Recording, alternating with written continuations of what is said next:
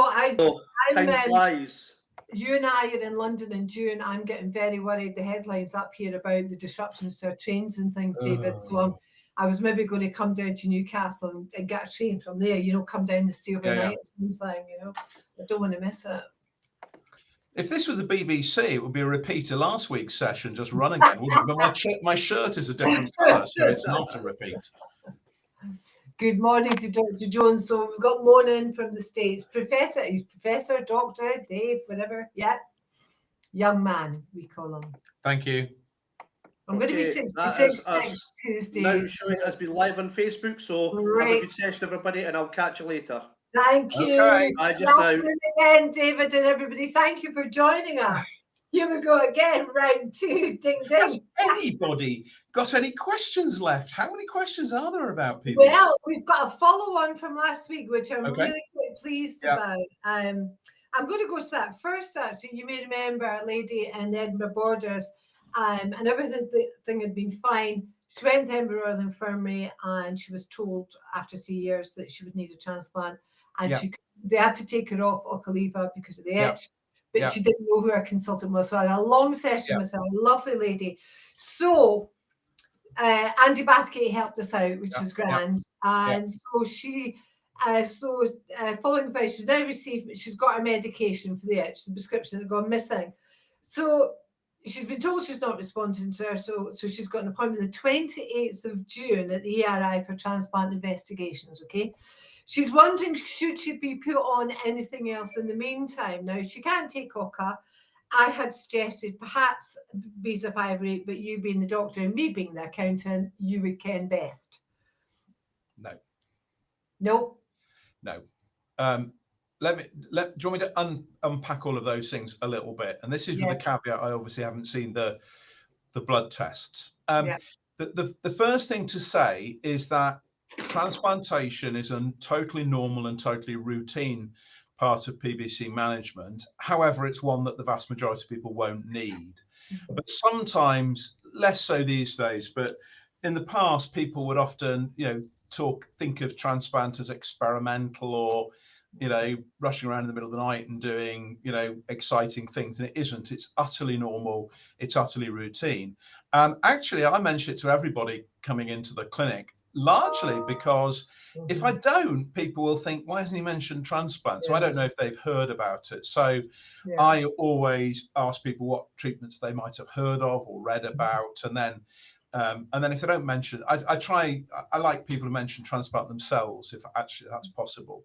And if they don't, I say, well, one thing you might have read about is transplantation, and it's really nice to have that, but you can forget about that you don't need a transplant and you're unlikely to ever need that, but it's nice to have it there in case you need it. So that's how I handle it. And so everybody with PBC should be thought of in the context of transplant, even if that thought is for a nanosecond before you park it away. So it's a routine part of what we do. Transplant investigations, transplant assessments, called different things in different places, is a series of tests to look at what the risk of transplant would be. Okay, so transplant is for liver disease is a big operation, but it doesn't have any particular complexities to it. So I've just insulted all my surgical colleagues. It's a very complicated thing and I couldn't do it, but it's more like a big operation than it is, say a heart transplant or something like that. So in terms of rejection and things like that, it's actually pretty low risk. So, but it's a big operation. And so what you need to do is to work out what the risks would be to somebody of a big operation. So heart and lungs and things like that. So it's all about reducing the risk. So that's one side of what you're doing. And the other is, to what extent does somebody need it? And need is always relative, because it's the balance between the risks of doing it and the risks of not doing it. And risks are funny business, isn't it? I always talk to people about risk, and they perhaps have come along and don't, come to the clinic, but don't want to take any tablets because of the risk. And I pointed out they ran a risk coming to the clinic. They could have had a car accident coming to the clinic, so there's always risk. And if they'd stayed at home because they didn't want to have a car accident, then you know, the cupboard in the kitchen could have fallen on their head. So risk is always there. You can not eliminate risk in your life at all. What you can do is minimize it and make it acceptable. So what's the risk of the operation? What's the likely risk of not having the operation? You know, the risk of the operation is to do with you and how you're fit and all of that. The risk of not having the operation is to do with the biology of PBC. And from that, people can make a sensible decision. The other one, of course, is what do you as an individual think of it? We're all glass half full or glass half empty. I've seen over the years lots of people with identical risk profiles who make different decisions. One person will say transplant definitely, another one will want to wait and see and hold off with it. So we're all human, and so it's part of you finding out more about it so you can make your own decision. Okay. So that's what the transplant investigation is. It's not a test that you pass or don't pass. It's about working out what the right thing to do is and what you want to have done. And it's an important part of getting people ready for transplant. My rule of thumb is that I want, when people are kind of wheeled off to have the operation, I want them to go to the operation absolutely happy in their own mind that it's the right thing for them to have at that time. And that's a process of getting ready. And the reason we do all of that is because that helps people after the operation. We're getting, you know, the recovery after the operation in early. So touch wood, our people don't have any of the issues about coming to terms and having a transplant. They've been through all that beforehand. To be frank, I think a lot of them are just pleased to have the operation to stop me banging on about having a transplant. So it's just, you know, they're sick of it by that point. But it is part of the post-transplant thing. Mm-hmm. When do you do a transplant assessment? The thing to be aware of in PBC is that it can be a little bit unpredictable. And so, again, anybody who's seen me in the clinic will be very familiar with this. So I tell people I like to have money on all the horses in the race. Okay. And so clearly, you know, avoiding a transplant is a good thing to do if we can do it. But actually, if you can't avoid it, then transplant's very good. And so what I want is to carry on doing all the things that I do to support people to avoid needing a transplant, but having transplant ready in my back pocket. Now, to get on a transplant list, obviously, if you're having a heart coronary artery bypass graft or a hip replacement or something, the capacity to do that is how much capacity there is in the health service. Okay, how many surgeons, how many operating theatres. And if you've got more operating theatres and more surgeons, you can do more hip replacements. For transplantation, there's an additional factor, which is the donor organs. And so we have a national sharing programme that people sign up to, and there is a sort of way in which organs are then allocated. So I can't, as an individual, put anybody on a transplant list.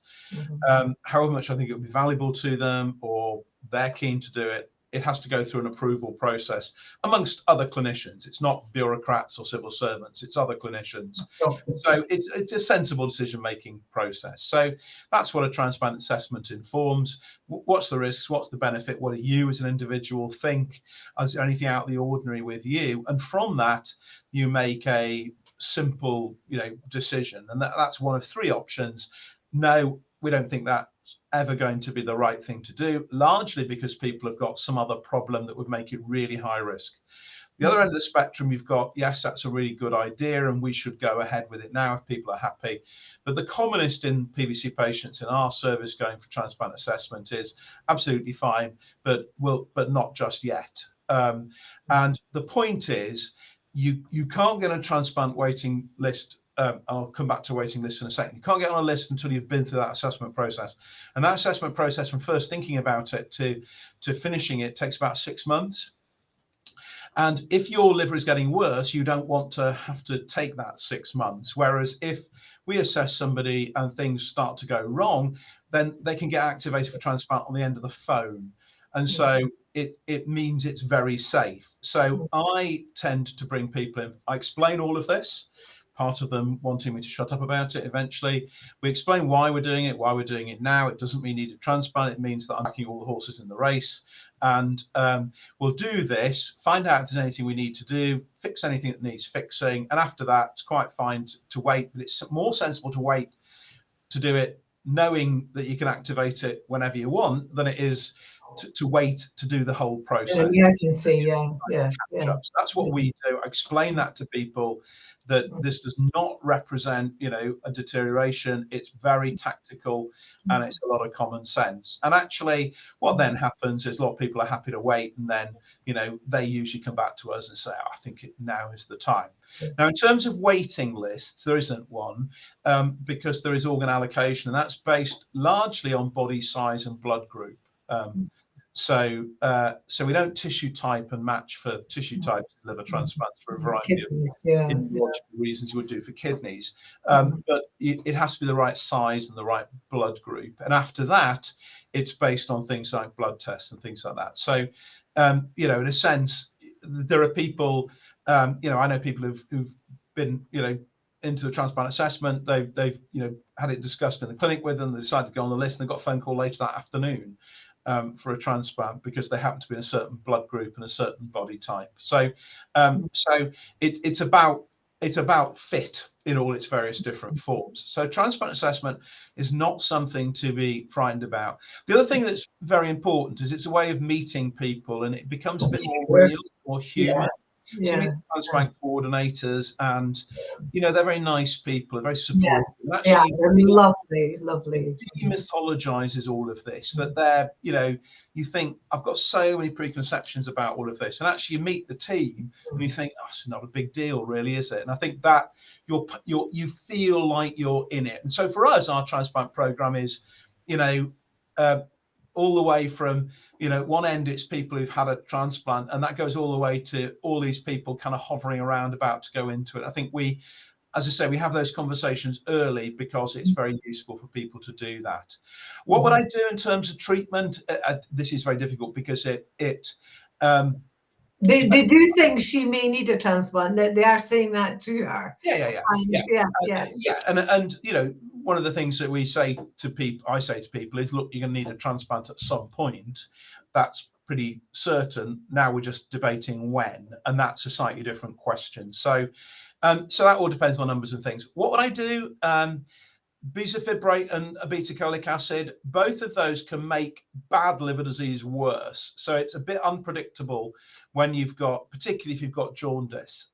They can make the disease worse, a lot less commonly than making it better, but they can make it worse. And I think if you're on a transplant list and you've got a plan B, then it's something that might be worth trying. However, without plan B in place, you could end up making things worse. Right. And so we would tend to avoid it. So to hang fire really till they once people are on the transplant list, and we say to them, look, do you want to try OCA or bezafibrate, see if it makes a difference, they always say no, in my experience. And the reason is they've made that mental adjustment. They're now ready for transplant, and off they go. And people have been very nice. This is my standard way of you weren't expecting that very long answer. Yes, I was. Yes, that's my standard way of doing it. We've not actually talked about this in one of these sessions before, and it's therefore very important. We have. That's exactly what I say to people. Basically, we are demythologizing it. You've said another important thing, because I had another phone call. Everything I say is important. Yeah, absolutely. But this is particularly important. Another phone call from somebody in East Lothian yesterday, the day before, and she's quite newly diagnosed, although she's known she's had the AMA for quite a while. And she says, but they've mentioned transplant, and you've explained why it gets it out there in the open and out the way until such time. Yeah. That's 2 birds with 1 stone. You get double points for that, dear. We have to accept that the internet is out there. Okay. If only there was a wonderfully understandable book that explained all of this. It's in our newsletter going out next week. We joke. That is one of the reasons for writing the book, though, is that the internet is out there, and there are variable qualities of information in it. Now, I absolutely always point people to the foundation, and the reason is twofold. One is that all the information that's given out, all the bare facts articles, all of the guidance is checked and agreed, and it's written by sensible people. So, and we take immense care with it. And actually, it's written by people who actually are very, very keen on communicating. So, but it's carefully written, and the pros and cons of it all are kind of always thought through.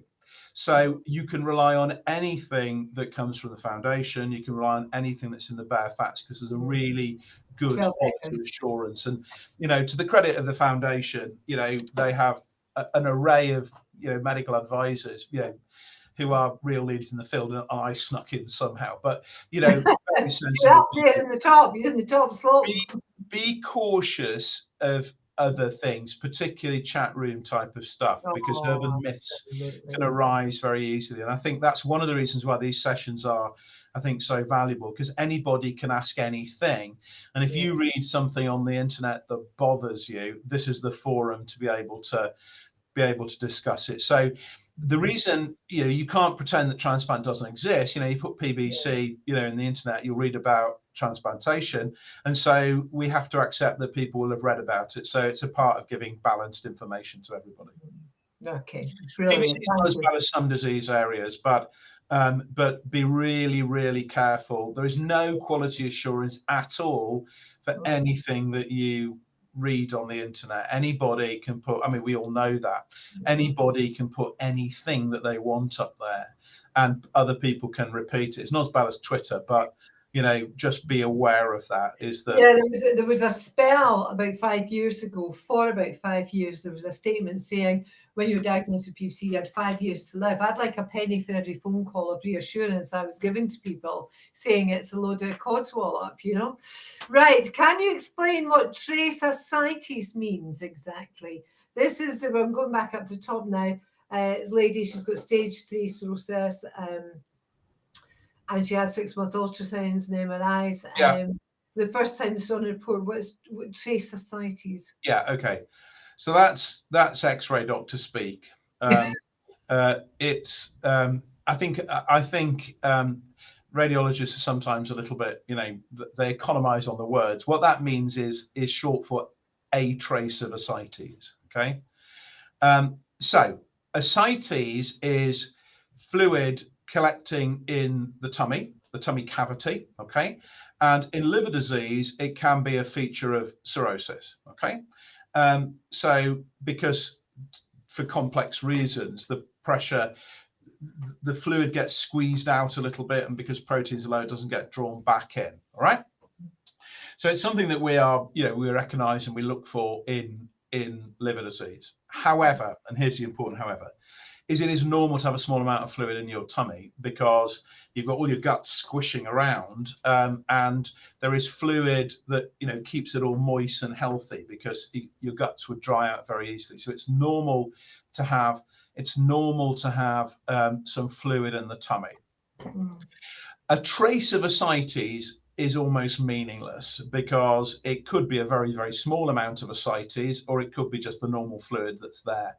And to be honest, if I saw it, I would disregard it. And if people are having 6 monthly ultrasounds, it's just one to watch and see. So it's what that really says is a very small amount of fluid in the abdomen, but the significance of that is very unclear. And so ascites, until it's in a sense is obvious, is not a problem. So it's a little bit like query small varices when people have an endoscopy. We see that all the time. We see people with scans with slightly enlarged lymph nodes around the liver.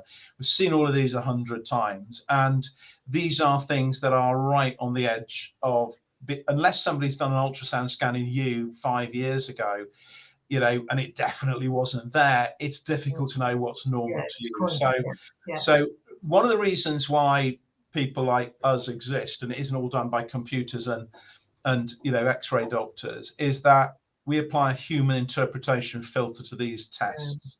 And what you've got to do is look at COVID, where we put everything in the ballpark of testing, but we didn't contextualize it. So people would look at tests that were done in people who are entirely well for reasons that weren't very clear, and they were weakly positive, and that would then get conflated into COVID when it should actually have been used as a clinical test in the context of somebody. So screening tests done for a reason unrelated to that, you've got to be very careful about over interpreting, small changes.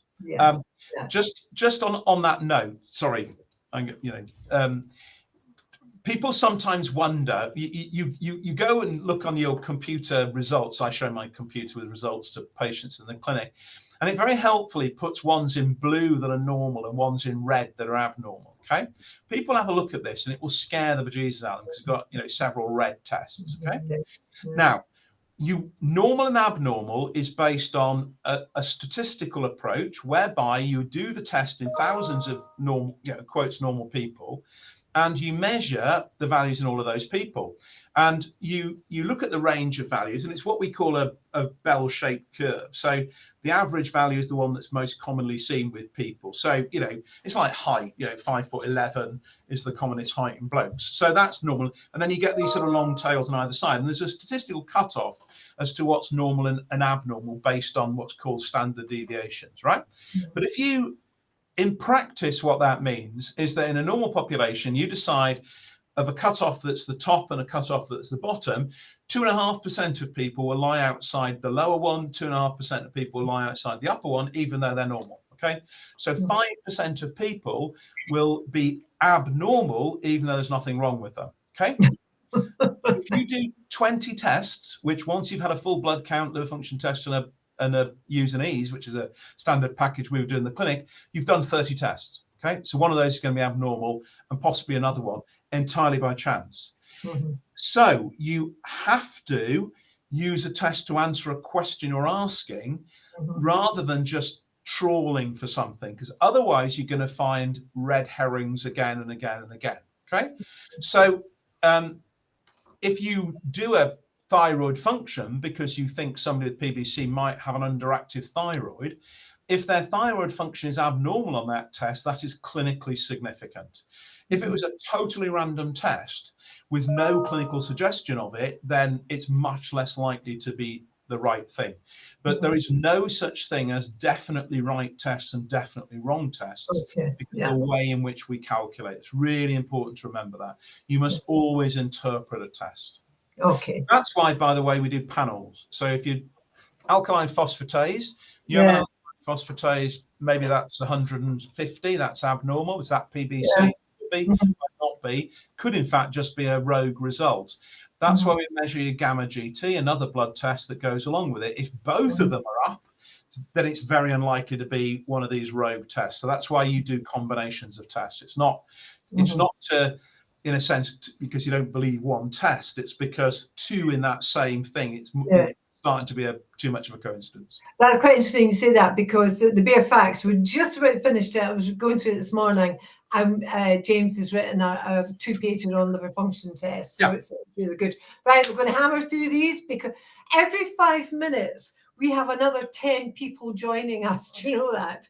So there's, popular man.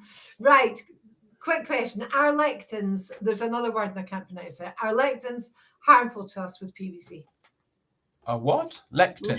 Lectins, yeah. It's phytohemagglutinin. Are they harmful? Are they harmful to us with PBC? No, they're part of normal vegetable. They are a normal vegetable component. Right. I'm not aware of any issue with them. Okay, can you comment on the suitability / benefits of intermittent fasting with PBC? All depends if they've got an acidic stomach or not, would be part of it, I would guess. Depends if they've got what? An acidic stomach. I wouldn't suggest going long hours without food. In the interest of full disclosure, I daytime fast. So I only eat one meal a day in the evenings. Now, for those of you, you don't have to adjust your picture. I'm not a sylph-like individual. I shall confess to that. And Mrs. Jones is very keen on correcting that to the most of her ability. So one of the things that I do, is to do this intermittent fasting, which has actually been very helpful for me in terms of losing weight. And I think part of it, that is, it's a way of eating fewer calories in a day and fine tuning your metabolism. And for me, that just works better than, eating a half meal, 3 times a day. But it's a well-established approach. And of course, we all overeat. We're all, in a sense, we all have the genes of hunter-gatherers who, you only ate if you caught something. And so using your food in the most efficient way meant you didn't have to catch as many animals. And so therefore you survived. So that's why we have lots of hoarding genes, because that helps us survive when food is in short supply. These days, Tesco's delivery trucks make that easier. And so we don't have that challenge. So we all overeat, and we all tended to do that in COVID. And then it also, we all under exercise compared to, and I did a fascinating thing, which was to kind of look at, my exercise levels, during lockdown. If I was working at home, I'd do 1,000 steps in a day. It was terrible. So ultimately, we are genetically programmed to eat more intermittently, to eat less, and to exercise more than we do. And that's why we end up with obesity problems and diabetes and things like that. So in a sense, fasting is a physiological thing that we adapted to a long time ago. What it does is, if you think of, you eat a meal, you eat lots of sugary food. What that does is produce very high sugar level. You can measure that, but your body doesn't want to release that into the body, so that all goes up into the portal vein, into the liver. Insulin is released by your pancreas, and that tells your liver to store that in as largely as glycogen, which is a sort of storage compound. It's a bit like that electric mountain in North Wales. When you eat a meal, they pump the water up the mountain. In between meals, the water drains out again, to torture a metaphor. So it's a sump. So when there's a lot of sugar in the vein coming up from the gut to the liver, sugar gets laid down. In between meals, it gets released, and again and again and again. But if there's too much nutrition, it gets converted into fat, and that deposits as fatty liver disease. Okay, so that's how fatty liver disease arises. So what you're doing with fasting is that you are, in a sense, fine-tuning your metabolism. So what you're doing is giving the body opportunities to convert fat into nutrients. So it's actually physiologically quite a useful thing to do. So there's a logic behind it. What about downsides? So as Collette says, if you've got a lot of acid production in your stomach, then food buffers that acid and prevents, irritation and, and ultimately ulcer disease. So things like that. So you just need to be a little bit cautious with that. Also, people can develop a very low glucose with that. So you can become hypoglycemic, because if your body is not very good at storing sugar when you do eat a meal, then you'll run out of sugar a little bit. So a lot of, particularly women, during fasting, it affects women more than men. Maybe they eat less, certainly that's true in our household. The women in particular can get hypoglycemic when they're fasting quite easily, and that can be symptomatic. You get floaty headed before meals and things, so do watch out for that. But what happens is your body adjusts for it, and actually it acts as a tune-up for your metabolism. Now, that low glucose is something we see in people with cirrhosis. And the one group of people I would say never to fast like that are people with cirrhosis. And the reason is that you are less able to store sugar. And so you're much more likely to go hypoglycemic. So people come into hospital with liver failure, their sugars are often very low because they haven't got this reserve. It's a bit like electric mountain has leaked, so there's no water there. So definitely not for cirrhotics. Otherwise, there is some logic behind it. I personally find it quite useful. makes me enjoy my meal in the evening, I'll be honest. And it is quite natural in terms of what we do, and it's just one way of perhaps sort of tuning out. And I think, you know, we're not having a fatty liver disease talk here, but it's this fine tuning, getting your energy flow back to normal is what we need to do with a lot of those conditions. So I hope that's interesting. That is something I've done myself. I would like to add to that. I mean, I know Dr. Michael Mosley, who's a well-respected doctor, has pioneered this, you know, in the latter sort of 10 years or so. I actually met him in Edinburgh. He's a very interesting character. But in the interest of disclosure, I will say to you, David, I eat 6, 7 at night, and I won't eat till maybe noon the next day. And I don't, it's just by accident, it's how my system works. But I would say to everybody who is overweight, and we aren't fat shaming at all, and you know, fatty liver disease does come up constantly, is that when we were younger, when we were bairns, people didn't have snacks. And I think there's been a propensity to move away from the 2C meals a day, the breakfast, lunch or dinner, and a bit of tea. And I think, and I can see with the kids today, you know, they're in the tuck shops and they're buying Christmas, that, the other. I think that is a big baddie. And I think if you are struggling with intermittent fasting and you need 3 meals a day, then have 3 good meals. But I think the snacks, particularly sugary snacks, I don't think they're good for anyone, let alone people with PBC. But that's my take on it, David. I'm sure you if anybody's really interested in this, again, in the interest of full disclosure, I'm a doctor and a scientist, and so I'm fascinated by all of this. And one of the things that's modern technology that didn't exist 2 years ago, let alone anything else, is what are called continuous glucose monitors. So anybody who's very familiar, the ways you used to measure sugar, okay, were you'd have a blood test taken in the clinic, or you'd have a finger prick test. And everybody who knows somebody with diabetes will be familiar with that. And in a sense, it's a bit old-fashioned. You stick a needle in, get a drop of blood, and you measure it on a stick. And it's very difficult to do that more than 2 or 3 times a day. There is now medical technology, easily buyable. Probably the best one is one that's made by the company Abbott. It's called Freestyle Libre. And it's basically a little patch you wear on the skin that measures your glucose continuously for 2 weeks. Now, a lot of people with diabetes use it, but I've had a crack at that because I was just interested in what my sugars did. Okay. And I played around with eating doing exactly what Collette said, which is to, you know, eat different sorts of meals, eat sorts of snacks, things like that. And it's extraordinary how a bag of crisps will shoot your sugar up. Yeah. It's actually quite an eye opener. Yeah. And, you know, for me, you know, that avoiding eating during the day just made an enormous difference to my sugar. So, and it costs 50 quid for 2 weeks. You can get them on Amazon.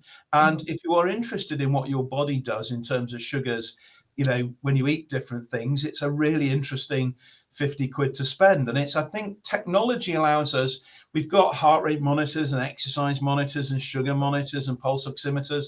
You know, the thing I said to everybody during COVID, when they were worried about COVID and what happens at the weekend and am I short of breath and everything like that, buy a pulse oximeter. Okay, there used to be a complicated bit of equipment that cost £1,000 in a hospital. You now get them on Amazon for 20 quid, and they're completely accurate. So it's democratized measuring your body. And actually, if you're lying at home worried that you've got COVID, bad COVID, put your £20 pulse oximeter on and it's normal, you go to sleep. It's the best £20 you'll ever spend.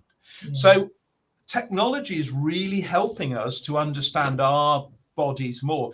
And to be honest, doctors should talk to people about this much more, because it's a really fascinating way of working out what's happening with you. Pulse oximeters, I've done that. I suggest that to so many people during COVID, and they all came back and said, that's really reassuring. Blood pressure monitors, 50 quid, as accurate as the ones they do in the clinic. Going to get your blood pressure measured by your GP is hopeless, because by the time you've negotiated the receptionist, it's through the roof. Just buy one of these, do your own recordings. Oh, he's frozen. I've just said to people, you may remember that Palak Trivedi spoke about these oximeters, the pulsometers, during COVID, and he actually saved a friend of mine's life. He actually saved his life by getting one, and he phoned me and he says it's 92. What do you think? And Palak had said if it goes near, and you see it on the website, it went down to 84. He survived, but if it hadn't been for Palak telling us about them, so these things with COVID. Yeah, you're literally correct. Because what happened with COVID is that people would in a sense have really low oxygen and they wouldn't notice it. They'd be quite happily sitting there. So, well, what can I say? That's exactly it. Right, we're going to hammer on because we've got hundreds of questions here. Right, you're going to have to make this quick. What impact does PBC have, if any, with chronic kidney disease stage 3? None. So PBC and kidney disease do not go together, other than a very rare type of kidney disease called renal tubular acidosis that I haven't seen in a very long time. The only thing to watch out, and there's no particular problem with any of the treatments we give, no issues with urso or rifampicin or Quest or anything else like that. The one thing you've got to be really careful about is bezafibrate. So OCA is fine in kidney disease, but you shouldn't use bezafibrate with kidney disease. And if you are on bezafibrates, then they should check your kidney function, but check with your consultant if you're not sure. Just point it out that you had Prof. Jones mention it. I make sure you're getting yours checked. Yes. Okay, so somebody's got a bit of a problem with the left eye. I've been using different problems, night gel, various eye ointments. I even a bag heated in the microwave. And last time I saw a GP, which is pre-COVID, about my eyes, told her I was using eye drops. The answer was use more. From that day, I've used more, but it's not always the answer. Who would be my first port of call to start an investigation? A good ophthalmic optician. I don't mean Specsavers, I mean a proper optician. A good ophthalmic optician will spend an hour and they do a health check on your eyes. They do your eyesight and everything else. And if you state you've got the dry eye problem, you've got PBC, they'll know about it. And if not, they'll find out about it. But they will absolutely give you a complete eye health check. Yeah, correct. Yeah. And I think any eye problems, a good optician is the first port of call. Yeah. And the reason is because they have specialized equipment, which anybody who's been to the optician is very familiar with this, the various different stages of it. And actually there are new technologies which are really good with it as well. That allows you to look at it. Now, in terms of dry eyes, there are two groups. There are those people who've really got dry eyes and those people who've got kind of irritated eyes, which are caused sometimes by itch. So one of the things they can do is the eye itch. So one of the things you can do is measure tear production. So I think we talked about this last week, where you can literally measure how many tears are produced. If there's low tear production, that's the kind of Sjogren's type of thing, and the eye drops are useful for that. But if you're really struggling with the eye drops, the frequency with which you need them, then that's a situation where putting those little plugs in the tear ducts is very useful. But you don't want to do that if it's itchy eyes, because you'll then end up streaming. So a good ophthalmic optician, a proper eye check, and work out which of those two it is. And they've got the thing where you put your chin on the rest and they scan around. That's looking at the front of the eye, and that they'll tell you whether you've got actually any irritation or injury to the front of the eye. So it's not as simple as just dry eyes, and that's not to doubt what people say, but the body senses irritation as dryness. Your brain interprets as that. So sometimes it's dry, sometimes it's not dry but itching, and it's important because the treatment's different. Good ophthalmic boots, separate from the chemist, are good ophthalmic opticians, and they do the full hour, right? You want the full hour. They have all sorts of machines. You can put your chin in them and they get you pressing the button to flashing lights and all sorts. It's space stuff. So any issues, give me a wee ring. Right, so 2 major infections, very painful, and led to hospitalization. It feels as though I've had balls in my stomach. I have severe pain on both sides of my stomach. Was diagnosed with Helicobacter pylori, which is a brilliant story separately, and treated. Could Helicobacter be the underlying issue that's caused these problems? This is a difficult one when you can't examine a patient and you don't know anything else, isn't it? So, sorry, just run that past me again. Well, they're asking, they've got severe pain on both sides of their stomach. Now, I don't know if they mean their upper stomach or their belly. Diagnosed with Helicobacter and treated. Could the Helicobacter be the underlying issues that's caused these problems? So Helicobacter, Helicobacter doesn't cause symptoms itself, but it predisposes to ulcer disease. You know, in the days before Helicobacter, you know, we used to see an awful lot of that, and we don't anymore. It's very unusual for Helicobacter, if you've undergone eradication therapy, it's very unusual for that not to work. And of course, if somebody has pain and is Helicobacter positive, it's possible that those two things are connected. You've got Helicobacter ulcer and that's causing the pain, or it could be that you've got something else and just happen to be Helicobacter positive. So it's very important to think of that possibility. If the eradication has made no difference, remember that includes anti-ulcer treatment as part of it, then it suggests that that's not the case and it just needs investigating. So it does depend on what the characteristics of the pain are, and where the pain is, and where does it go to, what's its character, you know. So these are the things that, you know, the questions that doctors ask about all of that, but it needs that gone into a little bit more detail and some form of imaging. So it needs a scan in the first instance to look at what's going on. So I would not put it down to Helicobacter if the Helicobacter eradication, you manage to take it and the Helicobacter eradication hasn't made any difference. Yeah, absolutely. Wee question on the screen there from, I can't see the name, I've got the wrong specs on. Is there any advantage to cholestyramine powder over cholestyramine pill to treat pruritus? Yeah, okay, so this is interesting. So the original itch treatment was the dreaded cholestyramine sachets, beloved of everybody. I just, again, you know, as I've told you, you know, I'm oversharing today, I think, but I wanted to find out how disgusting cholestyramine was, so I took a sachet of it once. I was interested to find out. Wallpaper paste. Yeah, no, I think that actually is cruel to wallpaper paste. Okay, my spaniel has nasal problems and produces this gloopy green snot. I think that's more like it. So cholestyramine people don't like perfectly reasonably. And so the cholestyramine and cholesevelam and various different things like that were developed as tablet-based alternatives. Remember that these drugs were originally developed for cholesterol lowering. They bind the bile acids, pull them out of the body, and that reduces your cholesterol. So in the days before statins and things, they were very useful for that. So that's what they were invented for. So neither of these were invented as an itch treatment. That's kind of a byproduct of it all. So we do use a lot of the pills, largely in people who are struggling with cholestyramine. Okay. I don't think it works as well. And actually, interestingly, the trials suggest that as well. So the trials suggest that the pills are actually not effective for itch. I don't think they're correct. I think there is some benefit.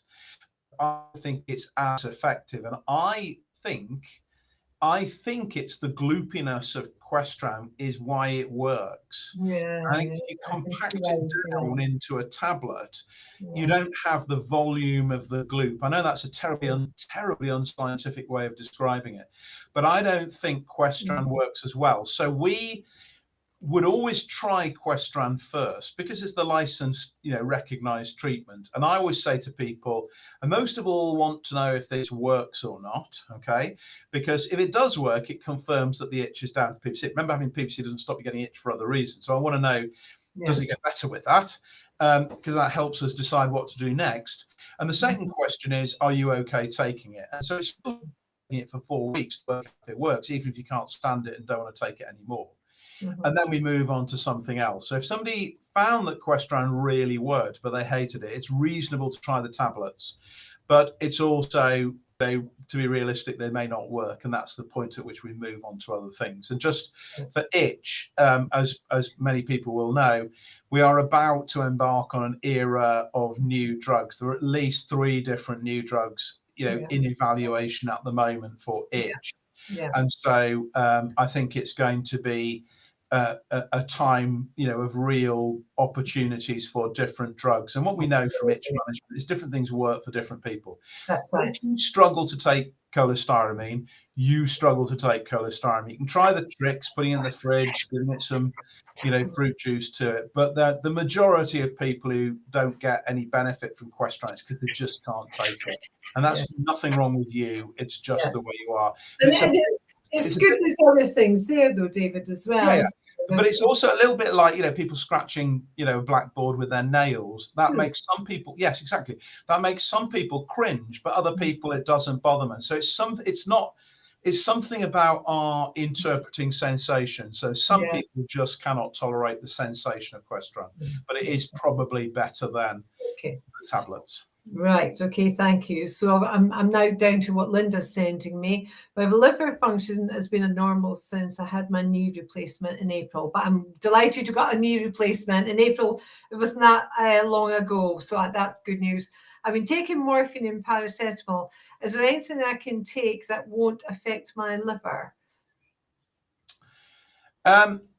So there's no way to kind of disguise it, but knee replacements are painful. It's like fracturing two bones. You're cutting through the bone, so it's painful. And the danger is if it gets in the way, if you mobilize him, because it's therefore very important to control the pain and mobilize. To be quite honest, so if somebody's liver function test became abnormal with the surgery, that's something not to be worried about. That you often see that. So in fact, we warn people, because of the stress it puts on the body, it can temporarily tweak the liver a little bit. So it's very normal for people to have an operation and just get a little blip in their liver blood tests. It's not a big deal. It returns to normal. So that's always a reason just to be cautious. It happens. And it's early days as well, April. Yeah. In terms of painkillers, in all honesty, there's nothing I would avoid. If I'm honest, I would take paracetamol cautiously. So we tend to go for half a dose. For some reason, out on the internet, there's comments you shouldn't take non-steroidal anti-inflammatory drugs, Brufen and things like that, but they're actually fine. I've never seen any problems with people. Just watch out for stomach irritation with them. And then opiate drugs. I think for knees that's reasonable. That's reasonable because of it can be nasty pain. But just be really careful. You'll have heard of the stories about OxyContin and things like that. Just be cautious. Now, people do not get addicted to these if you've got pain, because the way your brain works. It's when you continue taking them after you've got pain that you run into problems. So adjusting the pain downwards so that you still have a little bit of pain that's tolerable, these things are fine. Morphine sulfate tablets are probably the best way of doing it. Fentanyl patches are reasonable, but just be cautious. It's never a reason to be in pain. You're much better to get pain control and mobilize properly than you are to not get pain control, but just be slightly cautious. Yeah, and do what your physio asks you to do. My physio, I think David knows this, is my doctor, and she says, look, doctors saves lives, physios make it worthwhile. So make sure you do everything your physio asks you to do, because they know they're onions, these people. And I wish you well. I hope you have a speedy recovery. And it's tough. Yeah, actually, to be honest, though, and I would echo everything that's said about the physios completely. In our hospital, all our physios are Scottish, and they walk around with these big files. And it's interesting. I don't know if a bus came down or something. I don't know if it's the bossy thing, the Scottish bossy thing. Anyway, I've got no Scottish blood in me, none. Yes, so I would echo that. I would echo that. Physio is really important. And honestly, the best thing to do is to walk through it, is to mobilize. It will get better much quicker if you mobilize. And often people sit in a chair and don't want to do things, but it's the best way. So take some analgesia and walk your way through it, and you'll get better quickly. The good news about knee replacements, of all the operations that are done, it is the one that has the greatest gain in people's quality of life. It really transforms people's life, but you have a bit of a bumpy early phase afterwards. It's worth kind of taking the long view though. Now, we've already covered most of this, but I'm going to ask this question. We've covered most of it, and time is marching on. So a brief. Was that a way of saying be quiet, Jones? Would I? Would I dare? Yes, you would actually. No, I wouldn't. I would not. I wouldn't dream of it. Is there anything I can take for the side effects of jaundice? It flares up about once a month. My doctor's in the process of assessing me for transplant. If you're being assessed for transplant, you're obviously under one of the brilliant hospitals in the UK. Discuss it with them. You must discuss it with them. And if David's got any tips he can give you briefly. So jaundice itself doesn't have any clinical features. So being jaundiced in isolation doesn't give people any clinical features, although it can be a marker of a process that does, if you like. So it's not actually the bilirubin which is raised. So often people who are jaundiced will get itch because that's part of the it's part of the the process of kind of the itch pathway. So it's a bile flow. Obviously, we think that's linked into fatigue as well. So it's possible. Now, it depends what symptoms you mean. And I'm going to say this just needs to be thought about a little bit for two reasons. So there are episodic symptoms, pretty unusual in PBC. Okay. So episodic itch, episodic jaundice is quite unusual. So people will tend to become progressively more jaundiced, or they'll have a temporary blip and it will go down after an operation or something. But this sort of regular up and down is very unusual for PBC. All right. So I'm saying all of this knowing nothing about the detail, but my brain whirs when I hear these things. Okay. So the first thing I would this is what I would tell my colleagues, things to go through the mental checklist. Okay, so the first is this really PBC or is this PSC? Because PSC is episodic. Okay, so that's the first question, and I'm quite sure they've been through all of that, but it's just worth double checking that PSC fluctuates and is episodic, PBC isn't. Okay, the second is if it's really monthly and cyclical and you're female and it's before the change in life, that could be hormone driven. So I have certainly seen people who get fluctuating itch. Okay, so I have certainly treated people's cholestatic itch by controlling hormonal cycles. I mean, it's unusual, but we've certainly done it. So if it really matches a monthly cycle and that's appropriate to you, then it could be the hormones in the cycle that are doing it, in which case it could mean that the liver is not as bad as the bilirubin makes you think it is. It's being driven by something else. So have I seen people with monthly itch related to their menstrual cycle? I definitely have, and I've used that to treat people. So it's just worth bearing that in mind. And then the third one is that there's something's changed in what we can do, which is something has changed in terms of what we've got in the UK. Well, I should rephrase that and say England. That is genomics accessibility. Okay. Genomics accessibility. So what that means in practice is that cholestasis, which is the process you get in PBC, there are other reasons why that can happen. One of which is the transporters that transport bile out can vary from person to person. So bile doesn't just get into the bile duct by chance, it's actively transported out, all its various different components. And those transporters can be differently functional in different people. Now, there can be some genetic conditions that affect kids that are very dramatic, where you have these abnormalities in transporters. Now, we don't see those because they present in childhood. But we didn't have access to the genetic test to look to this until about a year ago. Okay, just wasn't available in the UK, and it now is available in parts of the UK. We have access to it in a way that we never had before. What that means is we can do those tests in people who were never able to do them before. And do you know what happens? When you do that, you find that mild forms of this are much commoner. So it isn't just a very extreme thing in children. It's something where there are mild versions in adults as well. And of course, you can have mild versions of that and be AMA at the same time. Okay. And there is a condition called benign recurrent intrahepatic cholestasis, BRIC, which, as its name suggests, it's something that gives you PBC-like bloods recurrently. Up they go, down they come. Up they go, down they come. And it causes itch, it causes raised alkaline phosphatase, it causes all of those things, but they're not AMA positive. Okay, so up it goes and down it comes. So that's the third of these possibilities. And we never saw it because we couldn't look for it. Now we can look for it, we see it. It's not as common as PBC. But again, it's a very benign condition. The giveaway is benign. It does not cause liver injury. So if you've got fluctuating symptoms, fluctuating jaundice, then your doctor needs to put their Sherlock Holmes deerstalker on and get their pipe out and do some detective work. And they are attending one of the specialist units, so that's good news. Now, this next question we actually covered last week. So I'm going to say to this person, if you would, because we're stuck on time here now, please go back. But I will read it out. What are your thoughts about TUDCA over UDCA?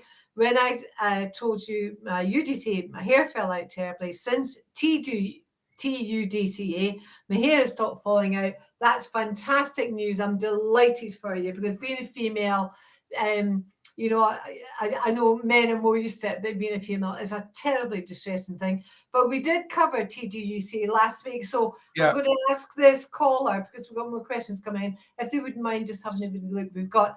It'll be on Facebook, and also we've got our PBC TV YouTube channel, and David is well featured there. So can I just say to that is that I think that's really interesting. So I think I said when we talked about this last time, I don't have any experience of it. But honestly, so much the information we pass on to other patients comes to the patients we talk to. And this is a kind of worldwide version of that. So your experience with this is incredibly useful, because we are always looking for variants and different options that we can use. And these experiences are literally priceless, because otherwise people like me don't get a feel for it. So it's really useful to know. Yeah, I'm delighted for it. It's a very distressing thing, because we've heard much of this about long COVID as well, hair loss too.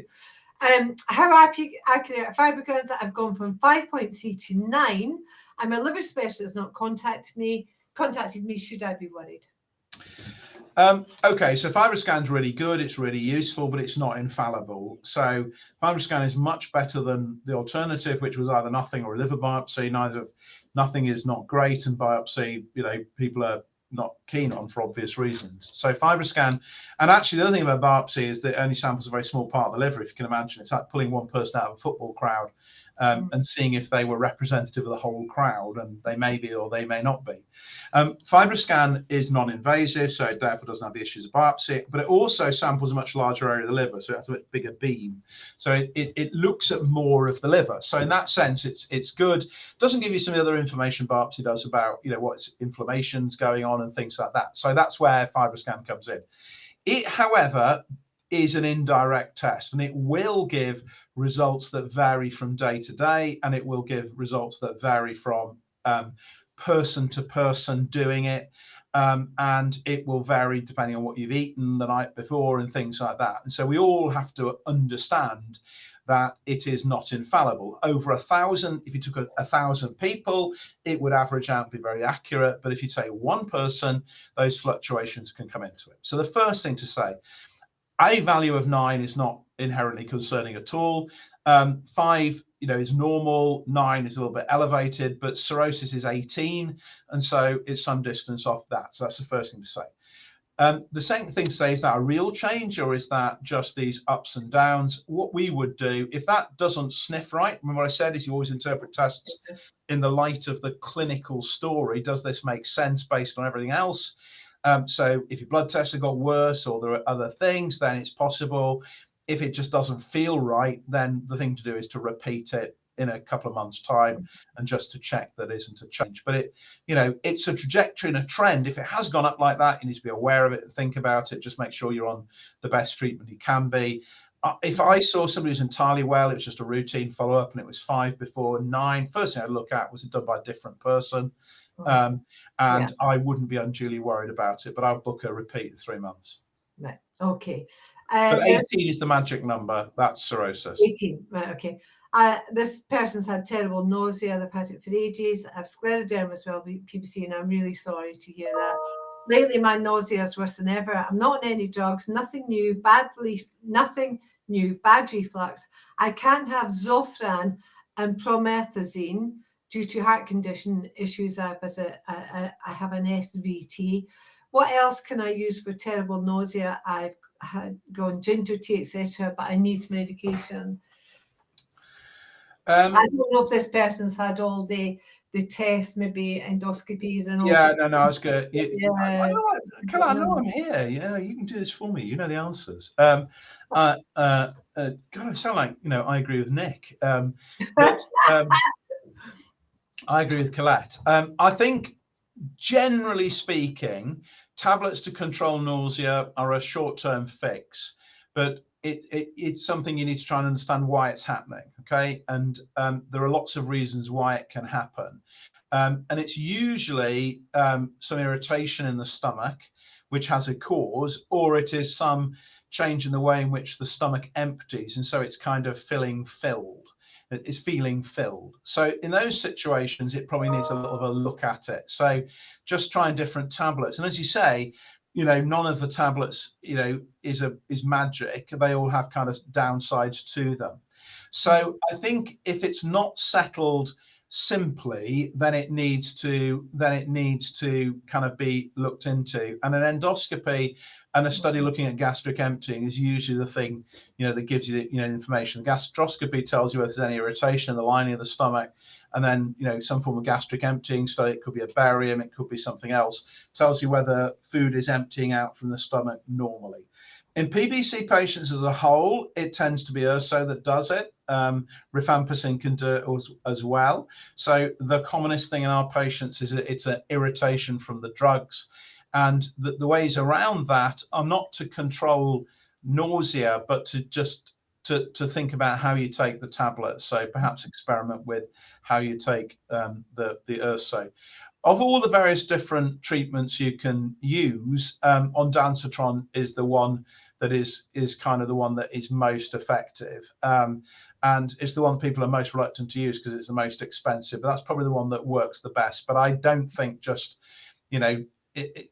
a short-term fix to try and control it is reasonable. But you need to try and work out what's happening and see if you can take away the problem at source. Are we okay to go on? I know we're past. Yes, 10 minutes. Okay, make it quick. Right. My sister passed away at 37 of progressive systemic scleroderma. I'm really sorry to hear that. I too lost somebody close, very, very close. I do sympathise. I've had PBC for 18 years, and my granddaughter was diagnosed with PBC 2 years ago at 24. Yeah. Is this genetic with an environmental factor? So genetics of, PBC is not a genetic condition, okay? So it is not inherited in family. It's not like cystic fibrosis or sickle cell anemia or something like that, where there is a strong genetic factor. However, a tendency towards it does, because we inherit the characteristics of our immune system from our parents. So it's just the same as height. Height varies, but within a family, you can predict a child's height from the height of the parents, and that's all genetic, right? So the basic structure of your immune system you inherit, and so therefore that's where the genetics come into it. In the same way as height, something then happens with the genetics of the immune system to trigger off. So most people in a family that have got the broad genetics won't get PBC. Most people who get PBC won't have everybody in the family who've also got the genetics and have got PBC. So the vast majority of people, it's a kind of one-off sporadic thing. However, it does appear in families as you're describing. There is some degree of crossover in different immune conditions. The reason for that is because, which is what you're describing here in the family. And the reason for that is that it's not about the liver, the reason why you get PBC, it's about control of the immune system. So it's about the accelerator and the brake for the immune system in simple terms. So PBC patients are much more likely, the accelerator goes down too easily, but the brake doesn't work as much as you would like. So you end up going too fast in simple terms.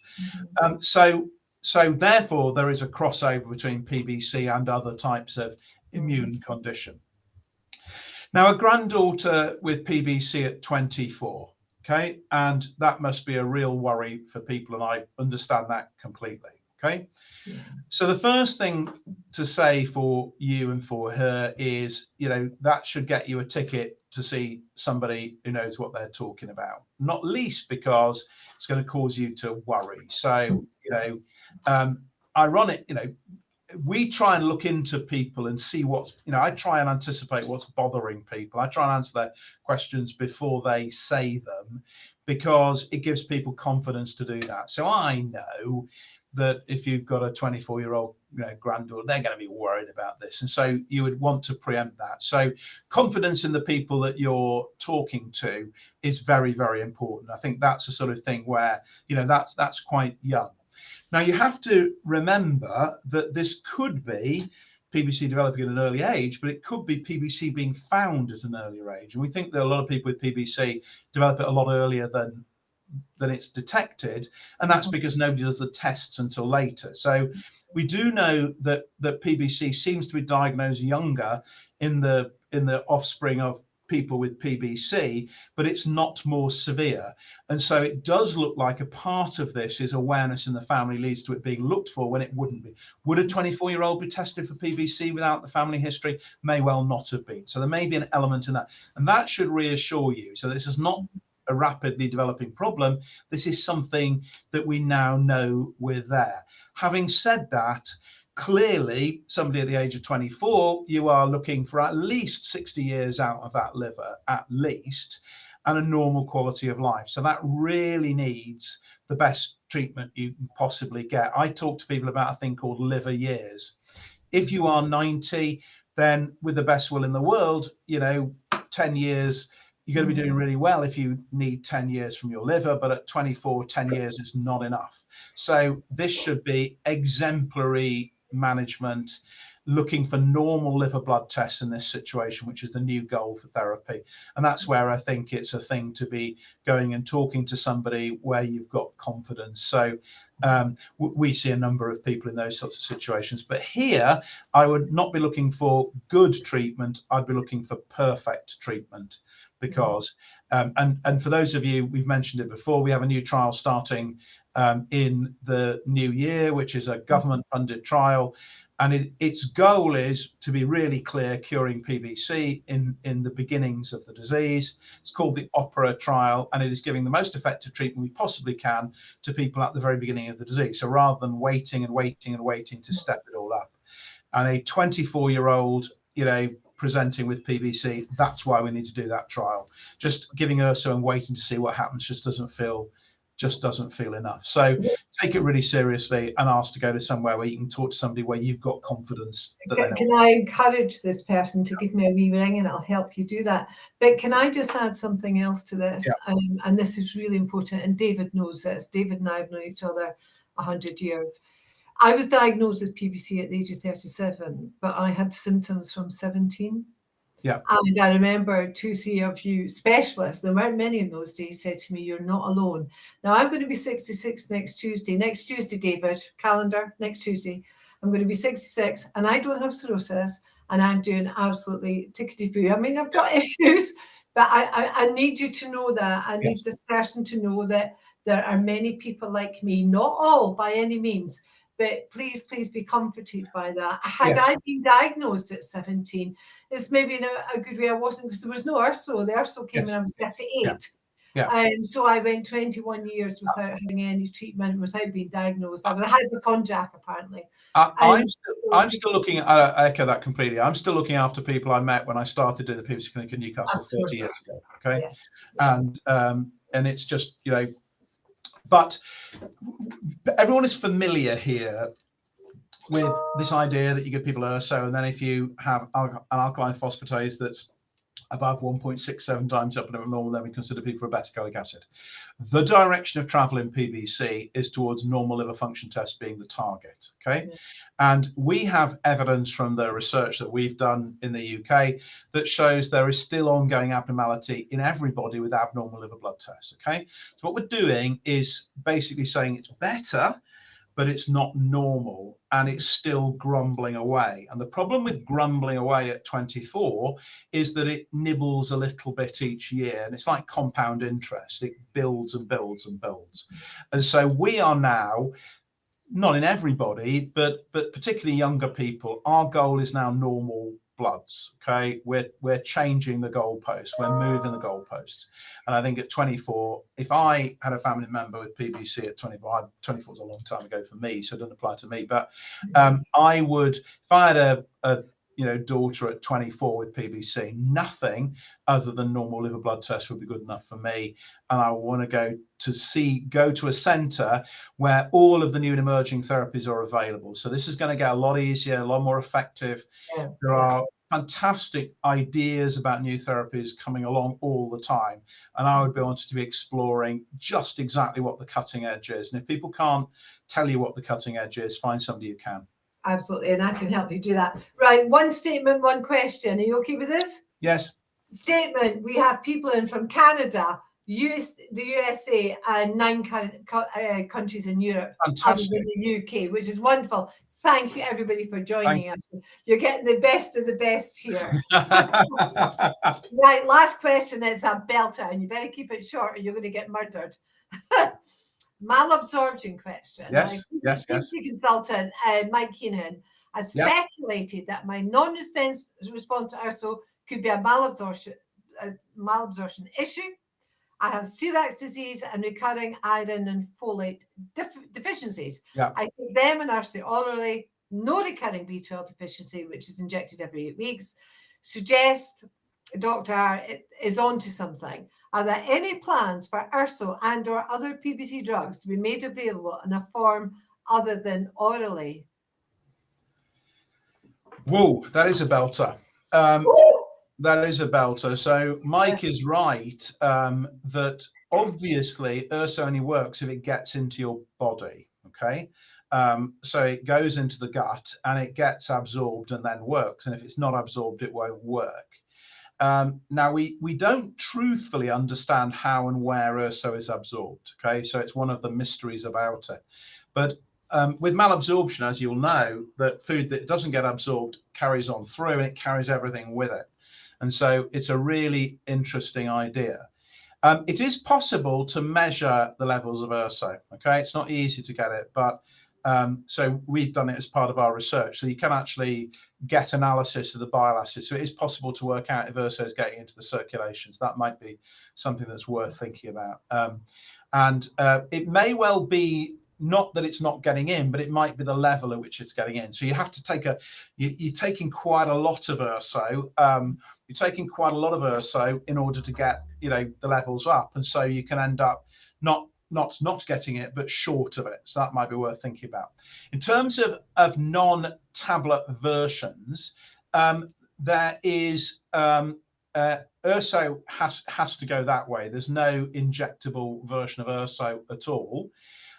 There was a drug under trial called NGM8025, which is these snappy names drug companies have, which was an injectable equivalent of obeticholic acid.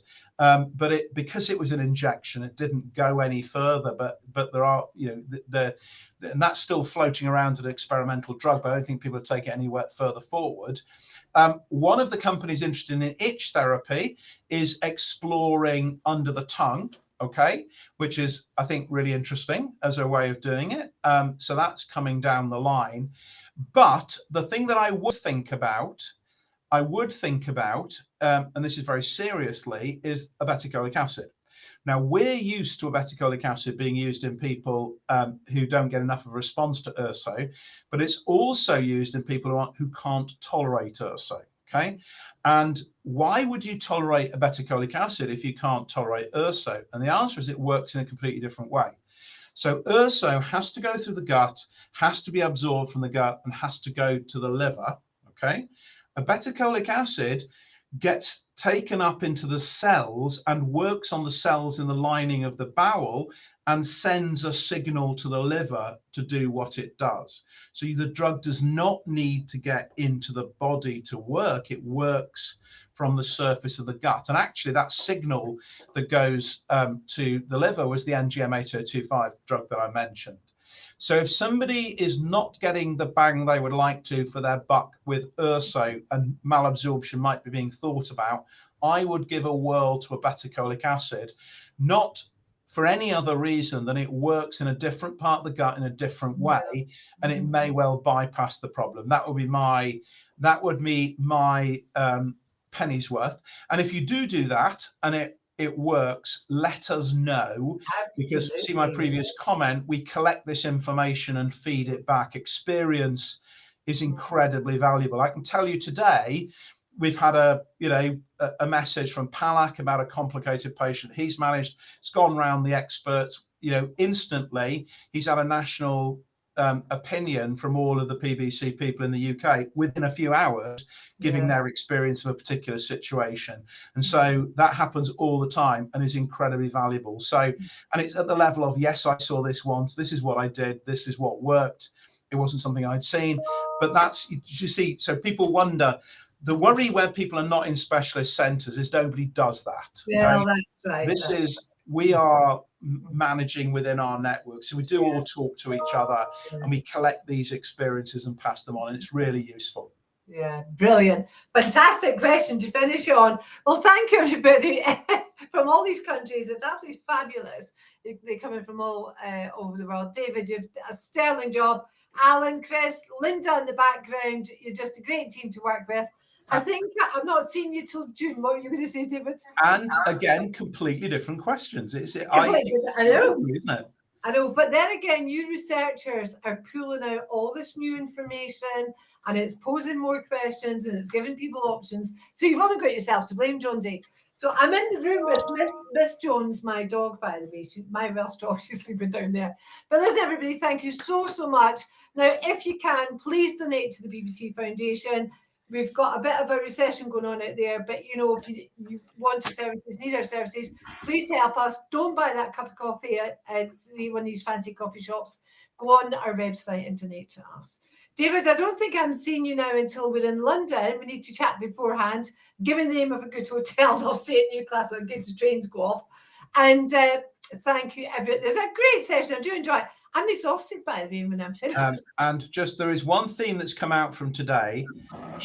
If you're uncomfortable with the advice and guidance you're being given, shout, because if you don't think people are getting a grip of it, don't tolerate that. Okay. Absolutely. And I think that's really, really, really important. And I'm very struck by the 24-year-old granddaughter, and I think we all can be like that. Don't put up with not good enough. You deserve that. And Chris is here to verify.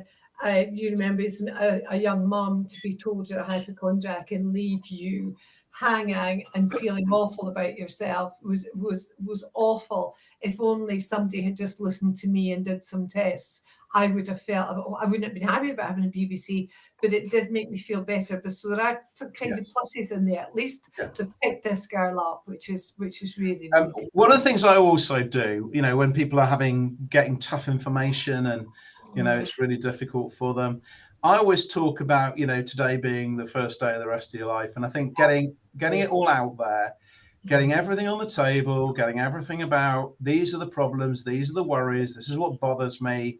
Let's talk about it all, and then let's plot the fight back, and don't bottle anything up. And actually, that's what you find is when things start coming out, then they all come out, and that's the right way to. What's worrying you? What's upsetting you? What somebody said? What you're bothered about? Get it all out. Tell them what you think. Here's the list, and we work through the list. And actually, do you know what? That mind's thinking in that way, you instantly start to feel better, because we're at least starting on the fight back, aren't we? Well, that's it, because the job that we have here, we're here to help you live with PBC. Yes. That's what we're all doing with our different talents and disciplines. Bless you, Chris. On that note, thank you, everybody. Have a wonderful week. We'll talk about in June at some point when you're less busy, Dave. Ha ha ha. So who's in the B team next week? Who's in the I don't know who's next week, Alan. Alan Bonder. Alan Bond. Do you know Alan in the States? I don't. Well, Boston, Massachusetts. Okay. Yeah. He's Mexican, isn't he? But he's wonderful. But he's the opposite of you. It's yes, no, small answers. No, we'll expand a bit on that, you know, because Bob Geese is quite good at expanding on things. Are you saying I talk too much? Yes. No, right. no. Okay. People love. Right. Okay, guys. Thanks very much. Thanks, everybody. Thanks, Dave. Good to see you. Afternoon. Bye just now.